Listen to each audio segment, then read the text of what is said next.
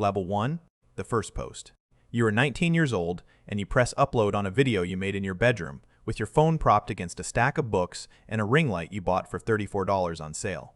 The video is 3 minutes long. You filmed it 6 times before you kept one. In the version you kept, you can still hear your roommate's music faintly through the wall, and there is a moment around the 2-minute mark where you lose your train of thought for exactly 2 seconds, and you almost refilmed it for that reason. You uploaded it anyway. It gets 43 views in the first week.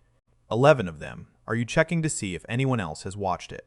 The other 32 are people who found it by accident and left within the first 30 seconds. 2 people watched the whole thing. You don't know who they are. You think about them more than is reasonable. You make another video. Then another. You are not sure what you're building. You have a feeling that you are supposed to be doing this in the same way that some people have a feeling they are supposed to be somewhere specific without being able to explain the navigation. You follow the feeling. You keep filming. Level 2. Guess. The grind. 6 months in. Your channel has 800 followers. You post 3 times a week without exception because you read that consistency is the variable that separates channels that grow from channels that don't. You study the analytics the way a medical student studies charts. Watch time, click-through rate, audience retention, the precise second at which people stop watching your videos. You rebuild your structure around that second. You shorten your intros. You front-load the value. You learn the language of attention before you fully understand what you're doing with it. You are doing all of this around a full-time schedule.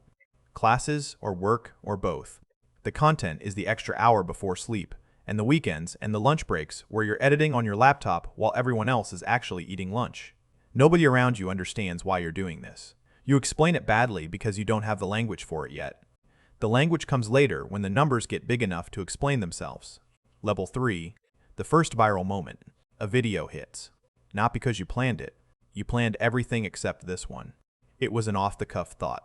Something you filmed in 10 minutes and edited in 20. Something that felt smaller than your usual effort and turned out to be the thing that 400,000 people needed to see on a Tuesday. The notifications don't stop for 3 days.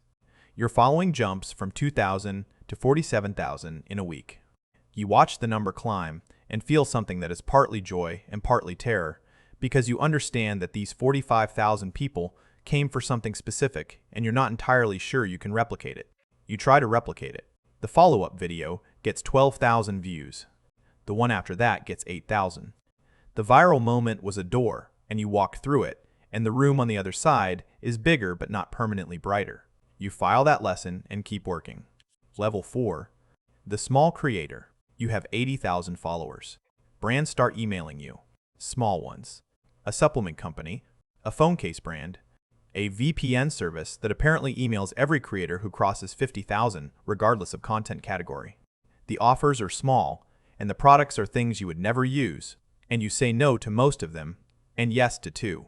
Because the yes pays a month of rent, and rent is a number you think about every single day. Your audience is real now, not a number. People. They comment things that tell you they've been watching for a year, and that something you said in a video 6 months ago stayed with them. A person messages you to say your content helped them through something difficult. You read that message 3 times. You respond carefully because you understand that the response matters to the person who sent it in a way that is disproportionate to the 2 minutes it takes you to write it. That disproportion is the thing nobody warned you about. The relationship between you and your audience is not symmetrical. You are a consistent presence in their lives. They are individuals in a crowd to you. That asymmetry is not cruelty. It is math, but it carries a weight that grows with the number. Level 5. The mid-tier creator. 500,000 followers. The brand deals are real now. A company pays you $8,000 for a single post. You film it in your bedroom with better equipment than you had 3 years ago and edit it in 2 hours and post it, and it performs worse than your organic content, and the brand emails to say they'd like to work together again, and the cycle continues. You hire an editor. The first time someone else touches your content, it feels like handing your diary to a stranger. You get over it because the time the editor saves you is time you spend making more content. And more content means more growth. And more growth means the number keeps moving in the direction that keeps the whole thing running. You think about that dependency sometimes. You think about it and then you open your editing software. Level 6. The famous creator. 2 million followers. Your face is recognizable in public now. Not A, list recognizable. Creator recognizable. which means people between 16 and 30 stop mid-sentence and look at you, and then look at their phone to confirm what they think they're seeing. Some of them ask for a photo. You say yes every time because you remember the 43-view video and the 2 people who watched the whole thing, and you never want to be the version of yourself that forgets where the number started.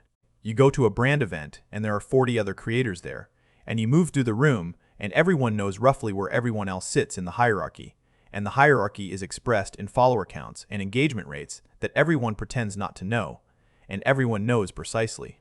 You smile and take photos and post content from the event and go home and feel something that requires more honesty than you usually allow yourself. Level 7. The machine. You have a team. An editor, a manager, a brand deal coordinator, a social media assistant who manages your comments and DMs.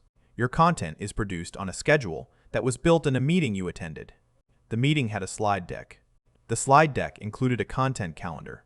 You looked at the content calendar and felt the distance between the person who propped a phone against a stack of books and the person sitting in this meeting, and you said nothing because the content calendar is also the reason 47 employees at your management company have jobs. You post every day. Some days, the post is you. Some days, it is the version of you that the team has learned to produce. The audience doesn't notice the difference. You notice. You notice and you move on because stopping to examine it would require time the schedule doesn't include. Level 8. The reckoning. Something you said 2 years ago resurfaces. Context stripped away.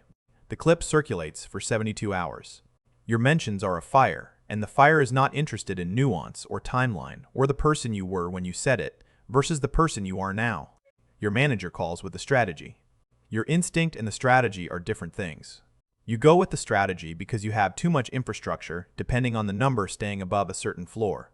The number dips, then stabilizes. You emerge. The 72 hours cost you something that doesn't show up in the analytics. A version of the job that felt like yours. You spend 3 months finding it again. Level 9. The pivot. You are 27. You stepped back from daily posting. The algorithm punished you for it, and you let it because the punishment felt smaller than the cost of continuing at the pace the algorithm required. You post twice a week, things you actually want to say. The engagement rate is higher than it was when you posted every day. You sit with the irony of that for a long time. Level 10. The legacy. You are 35. The platform you built your career on has changed 3 times. Your audience followed you through the changes because the thing they came for was never the platform. It was you.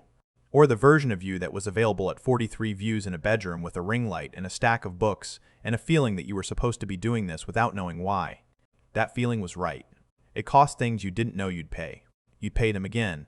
Somewhere right now, someone is pressing upload for the first time. 43 views. 2 people watching the whole thing. No idea what they just started. They'll figure it out. They always do. The cycle continues. Subscribe to stay with us. Every video is another level. And drop a comment below. Tell us what level you're at right now. We read every single one.